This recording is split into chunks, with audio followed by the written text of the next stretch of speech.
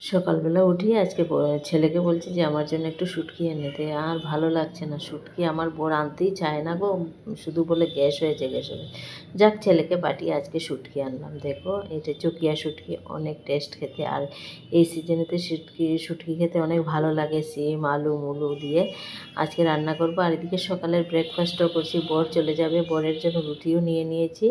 আর এদিকে দেখো ডাল করলাম, ফুলকপি বড়া দিয়ে বরকে খাইয়ে তারপরে পাঠিয়ে দেবো। তারপরে আমরা আমাদের জন্য একটু ঘুগনি করব, কারণ ঘুগনি হতে একটু টাইম লাগবে সেই জন্য। আর এদিকে দেখো বরও রেডি হয়ে গেল। আর এখন বরকে খাওয়াটা দিয়ে দেবো। আর ছেলেকে বলছি নিয়ে যা। আর এদিকে মেয়ে ঘুগনি হলে খাবে আর কি। তাই আমি ছেলেকে বলছি তোর পাপাকে একটু দিয়ে আয়। ছেলে দিয়ে আসলো। আর তারপরে বাকি কাজগুলা করবো আর কি। আর এখন আমার দেখো সব দিকে মানে কাজগুলো ছড়িয়ে ছিটিয়ে রয়েছে।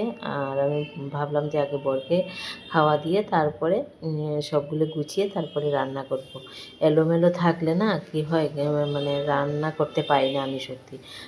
সকালে খেয়ে গেলে মনে হয় অর্ধেক কাজ শেষ হয়ে গেছে। আর আমার চিন্তা করি না গো, পরে আমি